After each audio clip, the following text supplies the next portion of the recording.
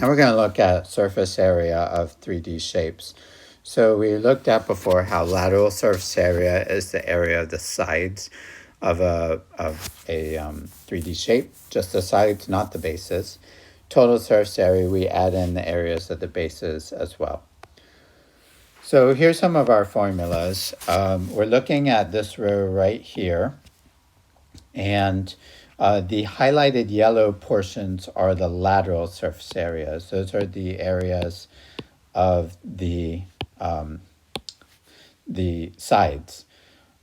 So for a prism, the sides are these rectangles here, where we would find area base times height.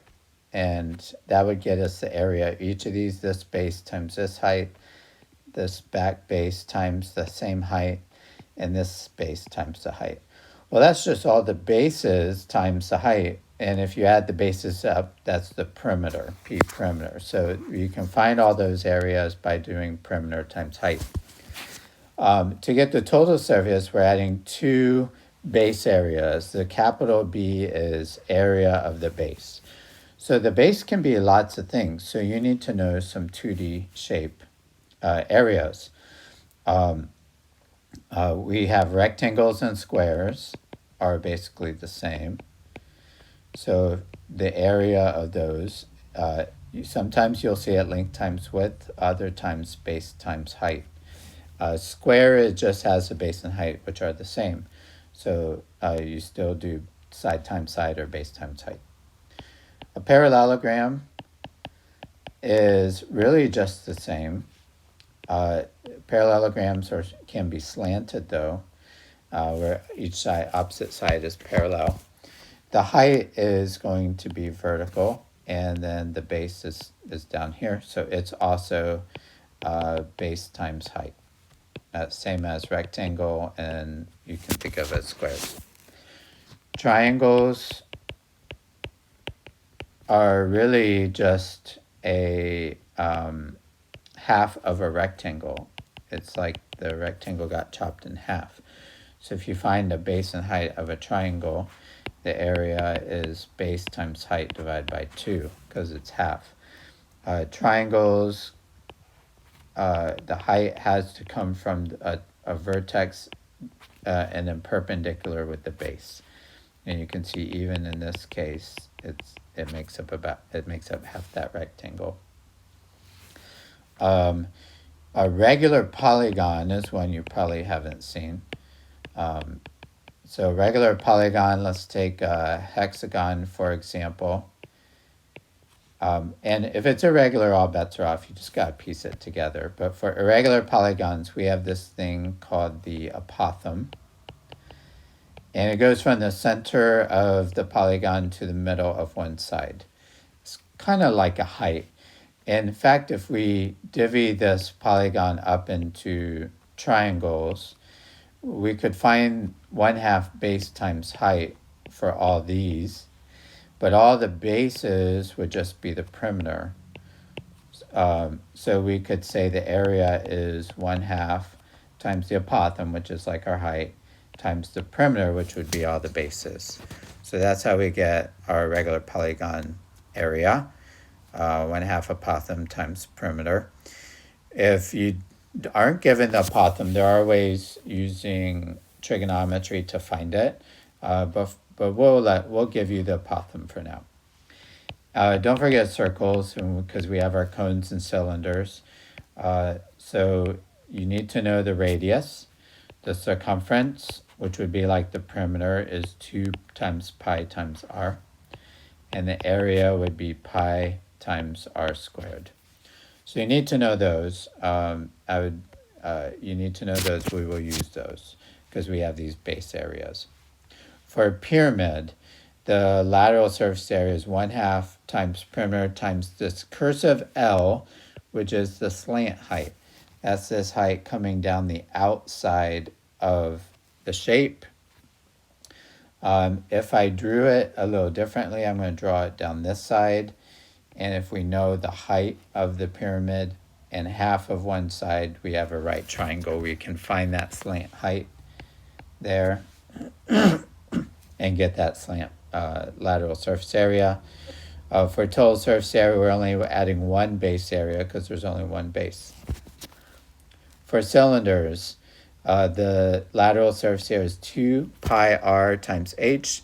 That's basically perimeter times height, because perimeter of a circle is its circumference, which would be the 2 pi r part, times the height. That would give us our lateral surface area. We're going to add two base areas. Each circle's area is pi r squared, and so we add two of them because there's one on top and bottom.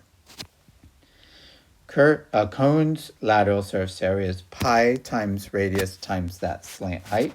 So here again we have our slant height. If we have the height of the cone and its radius, we can use Pythagorean theorem to find that slant height. For total surface area, we're adding one base, so 1 pi r squared. So that's the surface areas we're going to look at today. And I'm going to run through some examples. Here's a triangular prism. Lateral surface area would be perimeter times height. Perimeter is the perimeter of the base. So 3, 4, and 5 would give us a perimeter of 12. And the height of our prism is 10. So lateral surface area of 120 square centimeters. Notice we have square units. For total surface area, we're adding two base areas.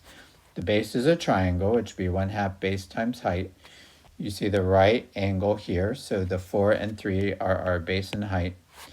And so we would get an area of 6 square centimeters. We plug in here, so we get a total surface area 132 square centimeters.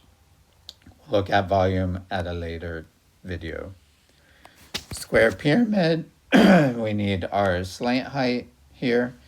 We have our height of 12, and this is half of a side, so half of 4 would be 2. So using Pythagorean theorem over here, we're plugging in 12 and 2. We get a square root of 148. You could just type that in a calculator and get the approximate value.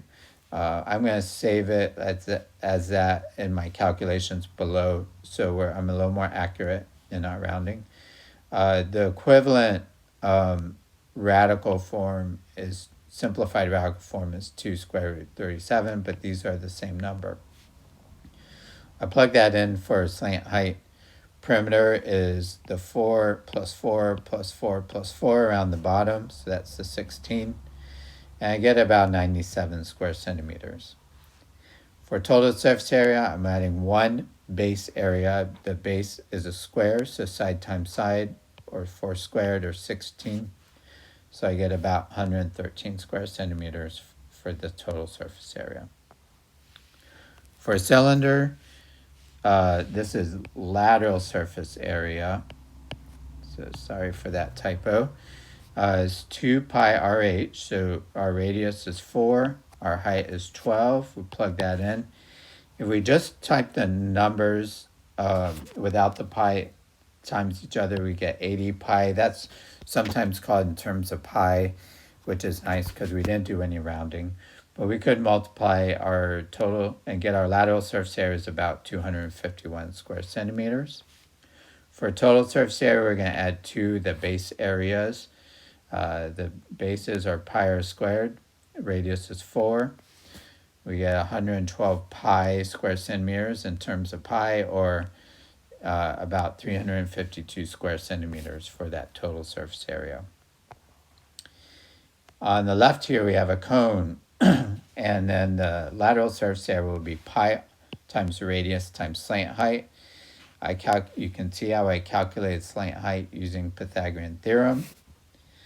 I plug that in. Here's my lateral surface area in terms of pi. Here it is multiplied out, about 80.5 square centimeters. Cones have one base, so I'm just going to add one base area. Radius is 3.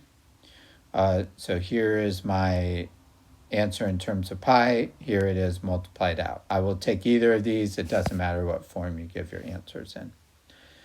So that's my examples for surface area. We'll do some of these other examples you see on the page in a later video.